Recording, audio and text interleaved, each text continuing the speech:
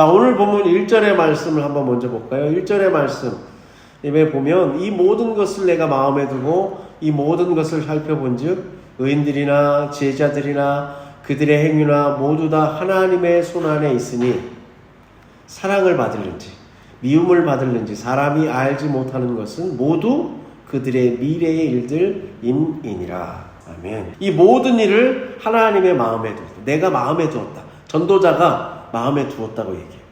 전도자는 어떤 사람이에요? 해 아래서 벌어지는 세상과 현실에서 벌어지는 일들을 그냥 지나치듯 훑어보지 않고 면밀히 살피고 자세히 보는 사람이잖아요. 어느 19절처럼 하늘의 모래에서 우주를 보고 들판의 꽃에서 천국을 본다고 하지 않습니까? 전도자는 그러한 심정으로 해 아래서 벌어지는 일들을 보는 거예요. 자, 그런데 그가 자세히 보고 깨달은 것이 뭡니까? 의인들이나 지혜자들이나 그들의 행위가 다 누구의 손 안에 있어요? 하나님의 손 안에 있는데 사랑을 받을지 우리 생각에는 의인이나 지혜자들이 다 사랑을 받을 거라고 생각하지만 미래의 일은 알 수 없다는 거예요. 미래의 일은 알 수 없다는 거예요. 내가 지혜롭고 살고 또 바르게 산다고 한다면 내게 주어진 삶의 열매가 바르고 아름답게 산 만큼 좋은 열매가 맺히면 참 좋을 텐데 알 수 없다는 거예요. 왜요? 미래의 일이기 때문이죠. 여러분, 미래는 아직 오지 않은 시간이죠. 내일은 어떻게 될는지 여기 있는 저와 여러분도 아니 세상에 누구도 아무도 알 수 없습니다. 우리에게 주어진 내 삶을 그저 우리는 순간순간 내 삶으로 받아들이는 것 뿐이에요. 그렇게 해서 용기를 갖고 세상을 사는 거죠. 그래도 인간은 미래에 대한 오지 않은 내일에 대한 불안함을 늘 갖고 있어요. 그건 현실이에요. 그것을 아니야. 우린 믿음이 있기 때문에 미래가 불안하지 않아. 어떻게 보면 여러분 허무한 거죠. 과도한 용기라고 할 수 있죠. 무모한 거죠. 불안해할 수는 있으나 그 불안함에 때문에 오늘을 망가뜨리지는 말자는 얘기예요. 자, 시간. 여러분, 우리가 보통 시간을 얘기할 때 순서를 과거, 현재, 미래를 얘기합니다. 그죠? 보통 과거, 현재, 미래를 얘기해요. 그런데 시간은 실제로 한 번 더 생각해 보면 시간은 어떻게 흘러가요? 과거로부터 흘러가지 않죠. 미래로 와서 현재를 거쳐서 과거가 되죠. 다시 말씀드려요. 시간은 어떻게 돼요? 우리가 보통 얘기할 때는 과거, 현재, 미래라고 얘기하지만 시간의 흐름은 거꾸로 미래에서 와서 현재를 거쳐 과거로 흘러갑니다. 여러분, 과거라고 하는 것은 옛날에 지나간 일이죠. 기억을 통해서 오늘의 현재에 영향을 미칩니다. 미래는 앞으로 벌어질 일에 대한 기대, 다른 말로 희망을 갖고 사는 거죠. 그래서 그것이 부정적이면 오늘의 나에게 부정적인 영향을 미치고 미래에 대한 기대가 긍정적이면 나에게 오늘의 긍정적인 삶으로 영향을 미칩니다. 현재는 뭐예요? 과거에 내가 살았던 거의 결과가 현재죠. 어려운 말 같지만 이걸 바꿔서 이야기하면 과거는 기억을 통해서 불러오는 거잖아요. 믿음이에요. 현재는 직관을 통해서 살아가죠. 사랑입니다. 우리가 할 수 있는 건 현재를 즐겨라, 현재에 충실해라, 주어진 삶에 감사해라. 전도자가 끊임없이 전도서의 말씀을 통해서 우리에게 얘기하는 건 뭐예요? 현재를 기쁘게 살아라, 사랑하라는 거예요. 미래에 대한 부정적인 기대로 현재를 나는 뭐 열심히 살아봤자 내가 가진 여러 가지 조건상 나는 더 안 돼. 이러다 마는 거지 뭐. 이런 게 아니라 현재를 기쁘게 사랑하면서 살라는 거예요. 미래는 기대라고 했죠. 근데 이것을 다른 말로 하면 뭐예요? 소망이죠. 그러면 여러분 이 말이 뭐예요? 과거와 현재와 미래를 제가 앞에도 써놨지만 믿음, 소망, 사랑이에요. 딱 하면 떠오르는 말씀 있죠. 고린도전서 13장 여러분 13절의 말씀 있잖아요. 한번 읽어볼까요? 그런즉 믿음, 소망, 사랑 이 세 가지는 항상 있을 것인데 그 중에 제일은 사랑이라. 아멘. 여러분 이걸 바꾸면 그런즉 과거와 미래와 현재 이 세 가지는 항상 있을 텐데 그 중에 제일은 뭐다? 현재다. 오늘이다. 이렇게 읽어도 무방하죠. 일전에도 한번 소개해드린 미국의 신학자이자 목사님인 라이놀드 니버라는 분이 계세요. 그분이 쓴 기도문이 있어요. 거기에 보면 하나님, 내가 바꿀 수 없는 것은 받아들일 수 있는 평정심을 주시고, 내가 바꿀 수 있는 것은 바꿀 수 있는 용기를 허락하여 주시고, 이 둘 사이의 차이를 분별할 지혜를 주십시오. 이런 기도가 있습니다. 여러분, 내가 바꿀 수 없는 것은 받아들여야 돼요. 근데 우리는 바꿀 수 없는 것 때문에 이미 알고 경험했음에도 불구하고 그것 때문에 막 전전긍긍. 막 그것을 놓고 어쩔 수 없는데도 그걸 붙들고 막 신세한탄도 하고 상황 탓도 하고 남 탓도 해요. 그러니까 뭐예요? 마음이 늘 편안하지가 않아요. 비교해요. 불안해요. 시기와 질투와 온갖 두려움과 불안 가운데 살아가요. 근데 뭘 해야 돼? 받아들이면 어떻게 돼? 우리의 마음이 평온해져요. 근데 반면에 바꿀 수 있는 게 있어요. 바꿀 수 있는 건 어떻게 하면 돼요? 용기를 갖고 하면 돼요. 앞서 말씀드린 대로 우리에게 주어진 삶을 그냥 받아들이는 것이 용기라고 그랬잖아요. 그러니까 여러분, 바꿀 수 있는 건 바꾸면 되는 거예요. 하면 돼요. 그 유명한 미국의 나이키라는 회사가 쓰는 그 영어 문구 있잖아요. Just do it. 그냥 하라는 거예요. 하라는 거예요. 수많은 사람들이 말하는 게 지금 할 수 있는 걸 하라는 거예요. 그 용기를 달라는 거예요. 근데 우리는 하는데 너무 준비가 많아요. 하는데 너무 걱정과 근심과 앞으로 만약에를 얘기해요. 벌어지지도 않았는데 해보지도 않고서는 먼저 우리가 지레 겁을 먹죠. 그 다음 뭐예요? 이 둘을 분별할 수 있는 지혜를 달라는 거예요. 여러분, 바꿀 수 있으면 바꿔요. 내가 바꾸면 되는 거예요. 근데 우리는 아직도 나 외에 다른 상황이든 사람이든 조건이든 환경이든 이것을 바꿔지기를 기다리면서 내가 바꿀 것을 자꾸 뒤로 미루어 간다는 것이죠. 여러분, 이 기도문은 이렇게 끝나지 않아요. 이어집니다. 다음 기도문 한번 볼까요? 이 기도문의 뒤에 한번 읽어볼까요? 하루하루를 한껏 살아내게 하시고, 하루하루를 한껏 살아내게 하시고, 순간마다 즐기며 살게 하소서. 아멘. 이 지혜를 갖고 뭐 하면 돼요? 그냥 하루하루를 어떻게 살면 돼요? 한껏 살면 돼요. 대충 마지못해 사는 게 아니라 한껏 살아내요. 그리고 그 순간을 뭐 하며 살아요? 즐기면서 살아요. 그리고 여러분, 곤란한 일을 당할 때는 어떻게 해요? 평화로 가는 통로라고 생각하게 하시고, 우리의 삶에 고난이 오잖아요. 어려움이 오잖아요. 뜻하지 않는 사건과 사고가 생기잖아요. 그때는 평화로 가는 통로라고 생각한다. 그리고 마지막에 뭐라고 얘기합니까? 죄악이 많은 이 세상을 그대로 받아들이게 하시고, 아유, 더러운 이 세상. 아유, 내가 열심히 해봤자 뭐가 돼? 아니요, 있는 그대로 세상은 받아들이되 내가 원하는 모습으로 세상을 바라보지 않는 거예요. 근데 우리는 자꾸 선입견을 갖고 사람을 바라보죠. 네. 내가 가지고 있는 편견으로 사람을 재단하죠. 그러면 안 된다는 거예요. 세상 왜 이 모양이야? 절망하지 말라는 거예요. 받아들이라는 것은 세상 어떻게 이렇게 흘러가니까 그냥 쟤들은 어떻게 되든 피해를 보든 그냥 말라는 게 아니라 절망하지 말라. 여러분, 오늘의 말씀하고 비슷하죠. 전도자가 끊임없이 우리에게 얘기하는 거예요. 현실을 인정하고 내가 원하는 모습 그대로 생각하지 말라는 거예요. 우리는 너무 내 생각과 내 주장을 갖고 얘기하죠. 일전에 여러분, 요즘 영상들을 많이 보시잖아요. 그 짧은 영상 중에 어떤 배달원이 오토바이를 타고 횡단보도가 있는 교차로에서 우회전을 해요. 근데 횡단보도에 갑자기 어떤 사람이 딱 서 있는데 갑자기 거기에 우회전을 하면서 한 발을 발길질을 딱 했어요. 여러분, 그 영상만 보면 어때요? 그 배달원이 우회전을 하면서 횡단보도에서 정지도 안 하고 우회전을 하면서 횡단보도 앞에 서 있는 남성에게 발길질을 했는 영상. 그럼 누가 나쁜 사람으로 비춰져요? 오토바이 운전자, 배달원이요. 그래서 그 사람이 엄청나게 욕을 먹었어요. 근데 알고 봤더니 둘이 친한 사이였어요. 인사한 거예요. 그런데 어때? 우리는 우리가 보고 싶은 대로만 본단 말이죠. 때로는 그렇게 곡해되죠. 왜곡돼요. 여러분, 앞서 말씀드린 과거, 믿음의 세계죠.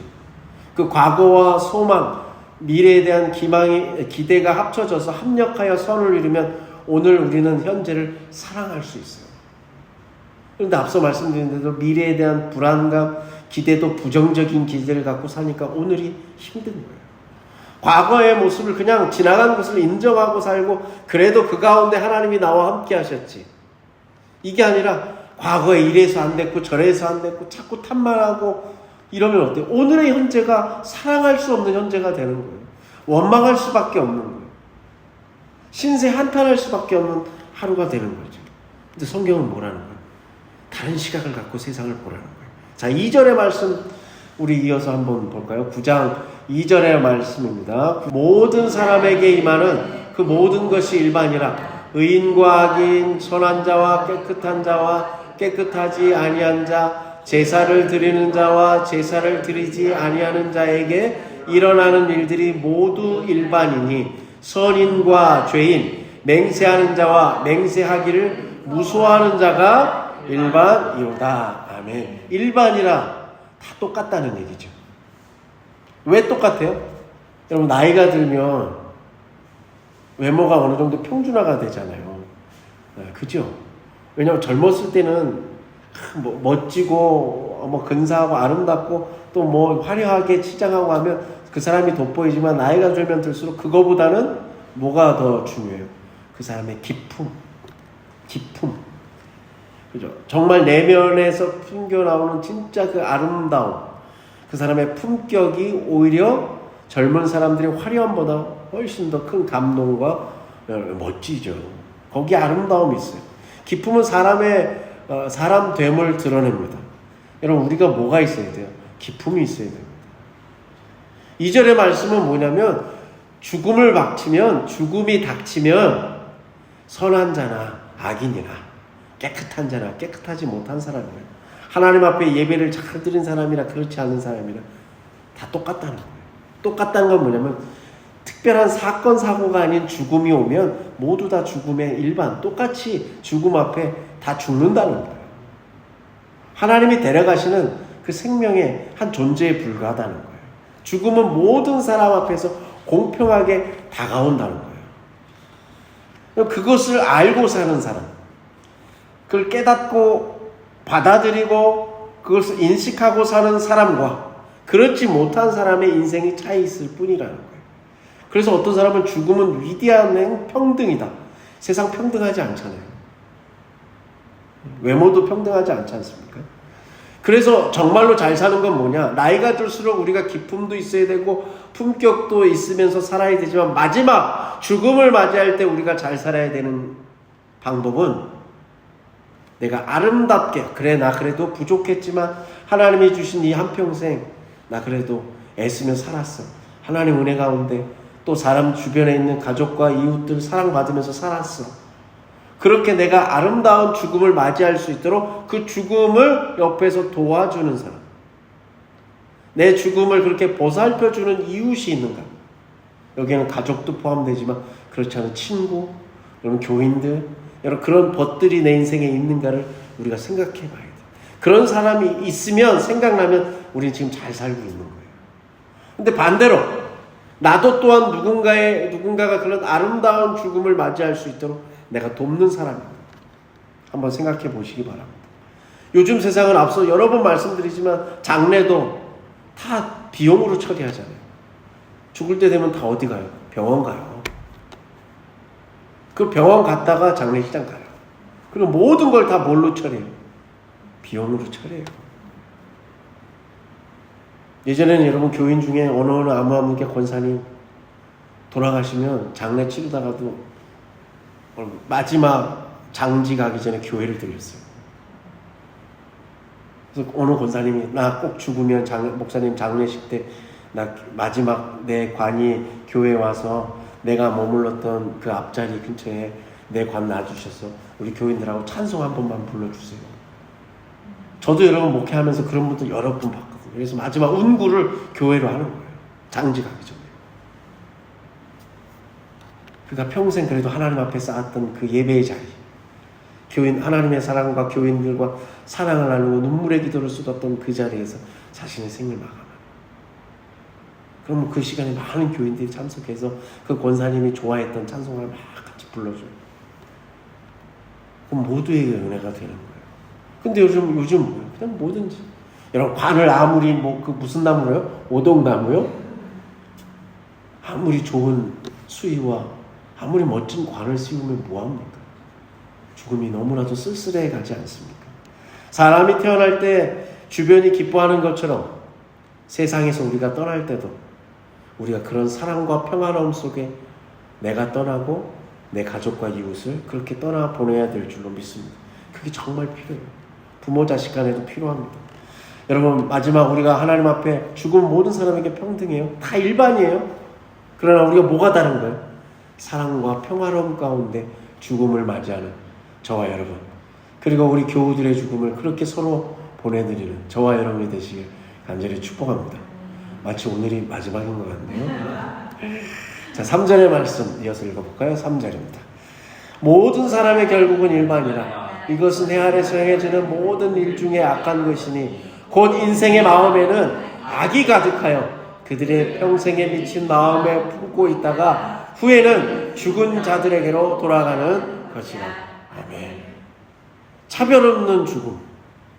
선한 사람들이 선하게 살았으면 마무리도 선한 열매를 맺으면서 많은 사람들의 박수와 안타까움, 눈물을 받으며 가야 되는데 그렇게 고생하고 남들에게 선한 일을 했음에도 불구하고 그렇지 못한 악인들보다도 더 안 좋게 죽음을 맞이하는 경우가 있더라는 거예요. 여러분, 우리가 잘 살아야 하는 이유는 다른 데 없어요. 우리가 너무 이기적이고 놓지 못하고 움켜쥐고 있는 사람들의 인생의 말로는 여러분 그렇게 어둡습니다. 빛 가운데로 가지 않습니다. 보는 것조차 힘들어요. 우리의 마음속에는 늘 원죄의 씨앗이 있기 때문에 죄에 대한 충동이 있어요. 여러분, 오늘 전도자는 그걸 보는 거예요. 그 인간 속에 있는 그 연약함, 좀 심하게 얘기하면 그 광기, 욕망을 향해서 여러분 불빛을 향해서 질주하는 나방들처럼, 불나방처럼 욕망을 향해서 막 옆도 안 보고 뒤도 안 돌아보는 그 사람들의 이기심을 보는 거예요.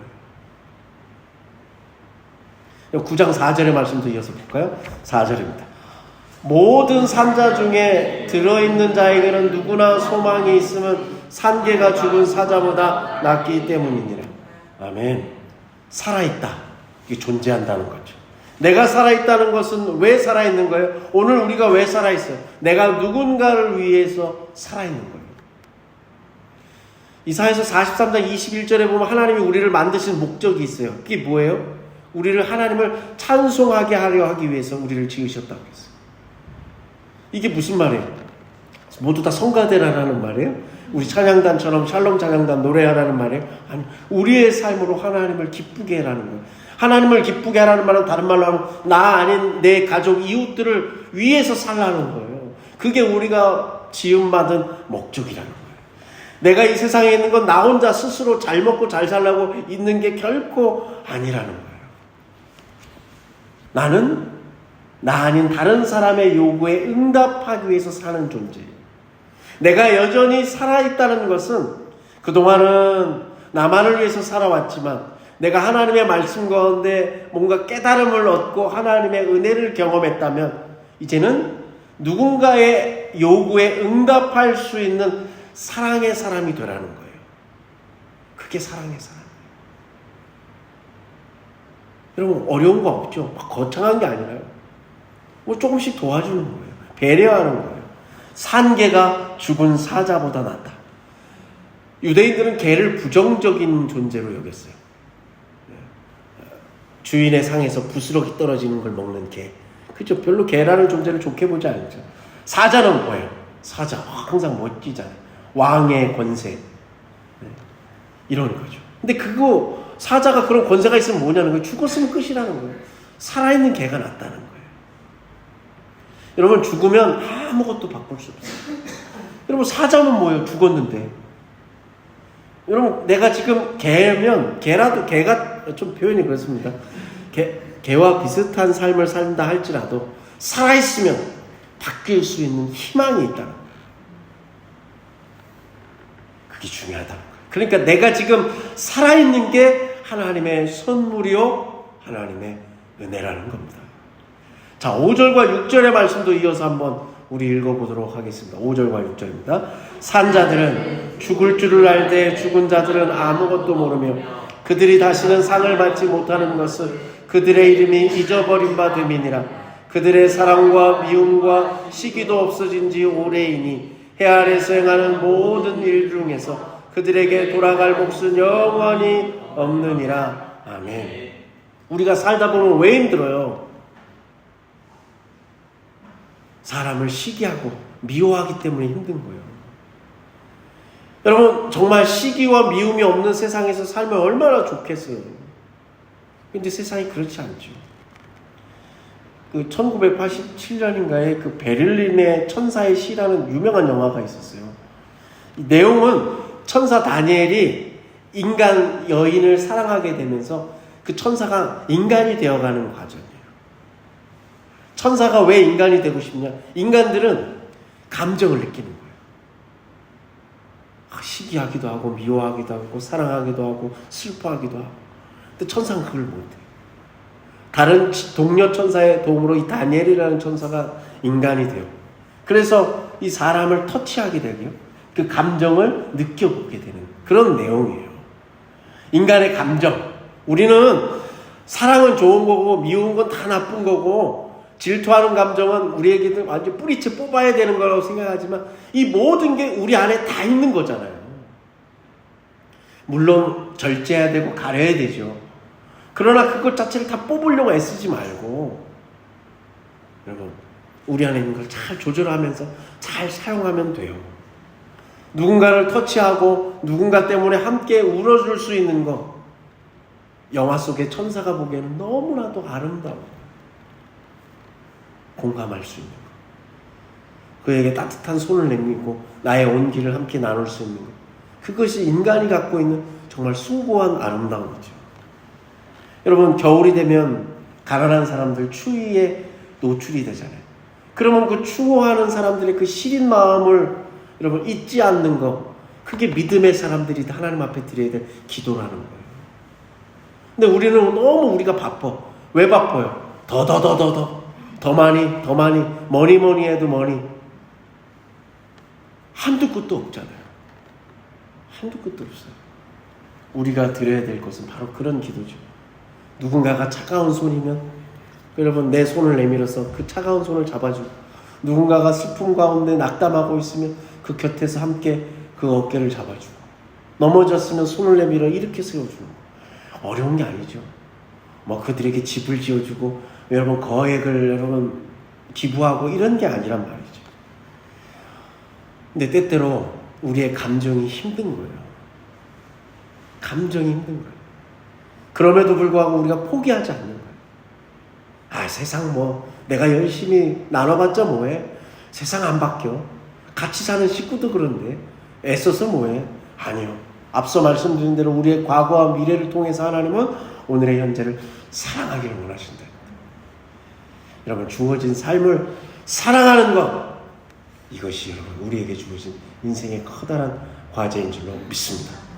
그럼 7절과 8절의 말씀 이어서 읽어볼까요? 7절, 8절의 말씀입니다. 너는 가서 기쁨으로 내 음식물을 먹고 마음으로 내 포도주를 마실지어다. 하나님이 내가 하는 일들을 벌써 받으셨음이니라. 내 의복을 항상 얘기하며 내 머리에 향기름을 그치지 아니할지니라. 아멘. 이렇게 하는 것이 좋다가 아니에요. 직접 명령하는 거예요. 이렇게 했으면 좋겠다, 뭐 권유하거나 청유하는 게 아니라 명령이에요.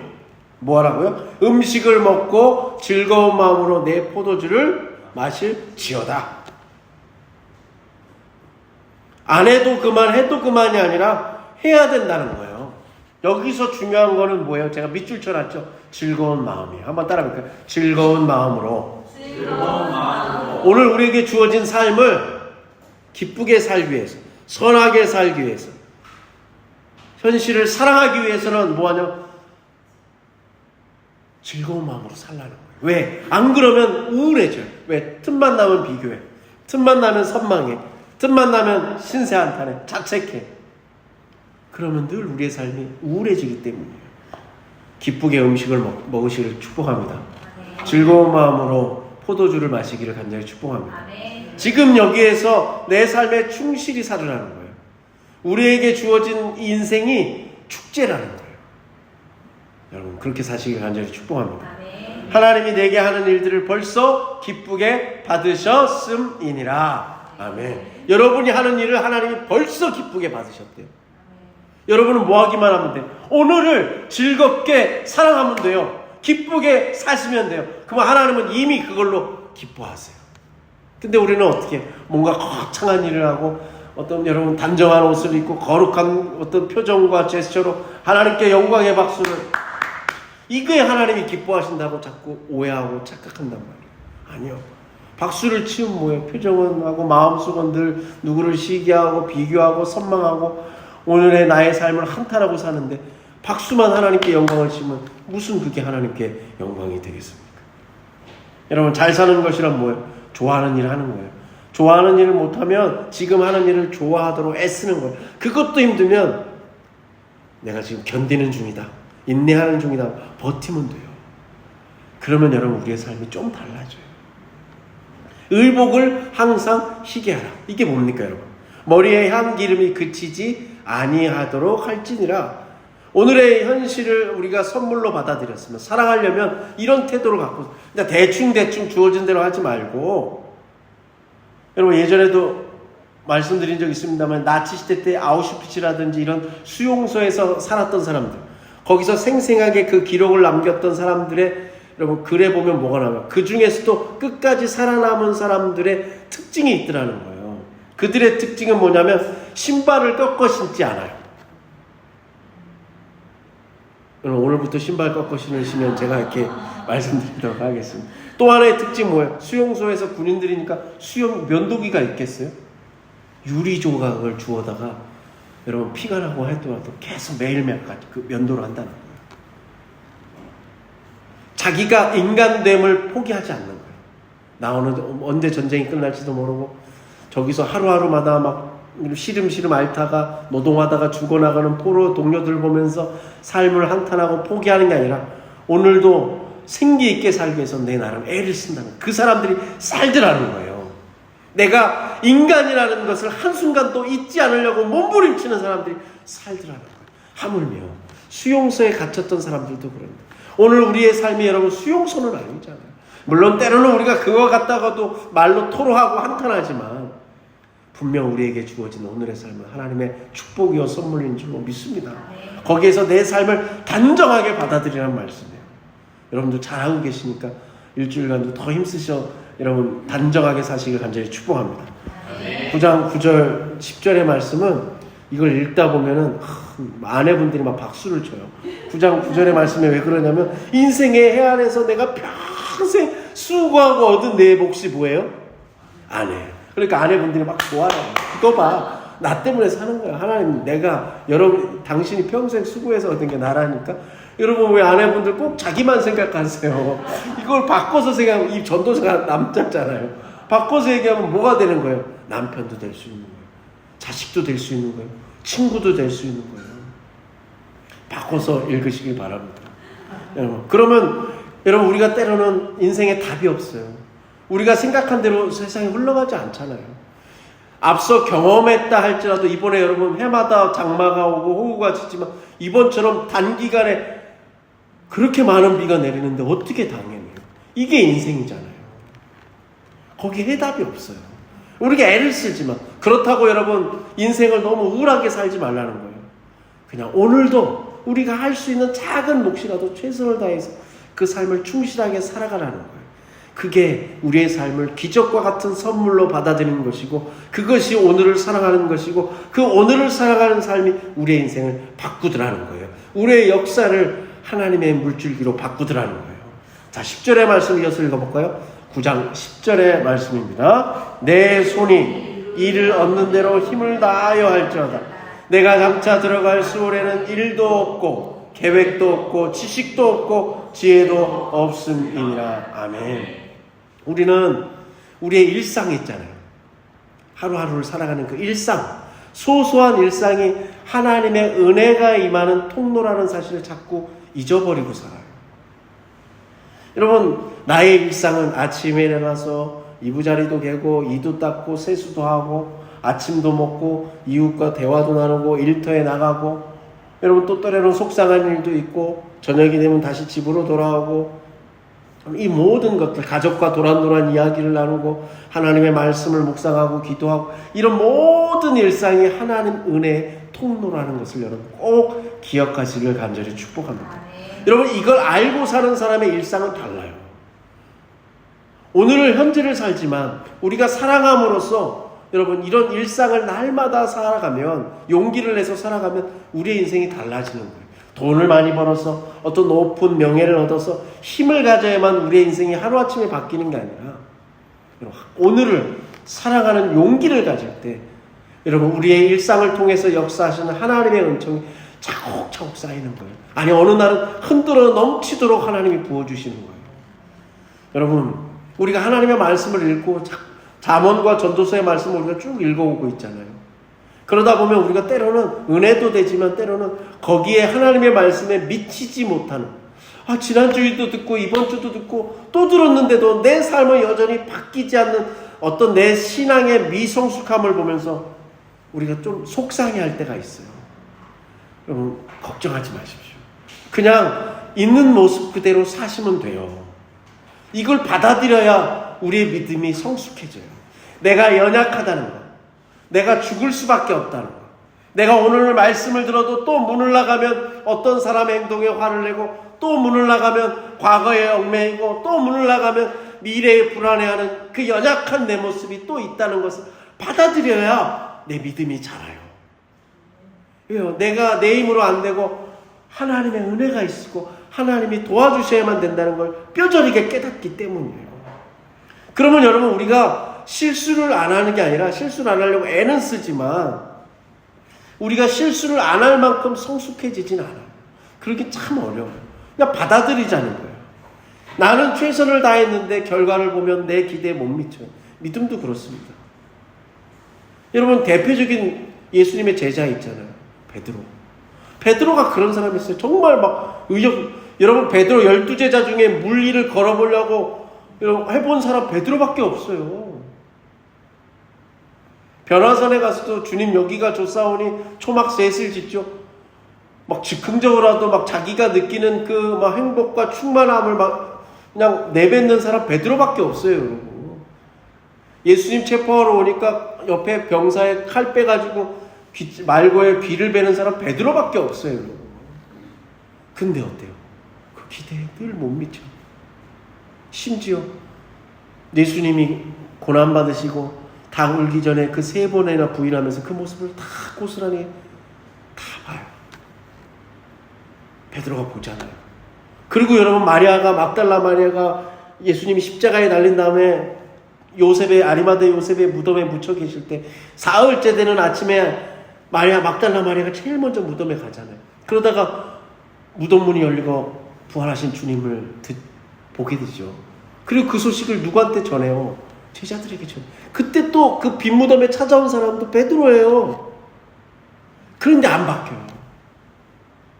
그걸 자기가 직접 빈 무덤을 봤음에도 불구하고 다른 제자들처럼 똑같이 불안해하고 두리고, 그리고 심지어 어디로 가요? 자기 고향으로 가요.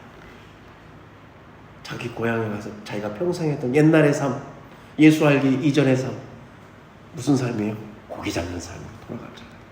그런데 예수님이, 부활하신 예수님이 분명히 문을 걸어 잠그고 거기에 나타나서 너에게 평강이 있을지어다도 보여줬잖아요. 그런데도 물고기 잡으러 간단 말이에요. 그게 베드로예요. 근데 예수님은 어떻게 하세요? 거기를 찾아가요. 그래서 여러분, 음식을 만들어줘요. 우리 조반을 막 해서 물고기 잡고 온 베드로에게 몇 마리 잡았니? 우리 같았으면 너 몇 마리 잡았니? 오늘은 다금바리 잡았니? 내가 좋아하는 광어 좀 낚았니? 뭐 했을 텐데 예수님 그런 거 하나도 안 먹어요. 이리 와서 밥 먹어. 그리고 나서 예수님 말씀이 뭐예요? 요한의 아들 시몬아, 네가 다른 사람들보다 나를 더 사랑한다. 3번이나 보시죠. 그리고 나서 그가 어떻게 바뀌어요? 성령이 그 안에 임하면서 그때부터 베드로가 완전 달라져. 여러분 베드로도 그랬어요. 우리도 너무 여러분 조급해할 필요가 없어요. 우리는 그냥 베드로도 영적인 성숙함이 없었단 말이에요. 부활하신 주님을 직접 인격적으로 만나고 성령의 충만함이 있기 전까지 성숙하지 않았어요. 우리도 한참 기다려야 될 수도 있어요. 아니 그 자리까지 못 간다고 해도 서운해할 필요가 없다는 말씀이에요. 조급해하지 말라는 말씀이에요. 실수한 채로 때로는 연약한 채로 내 자리에서 예배의 자리에서 묵묵히 살아가는 거예요. 그러면 하나님은 반드시 우리를 포기하지 않아요.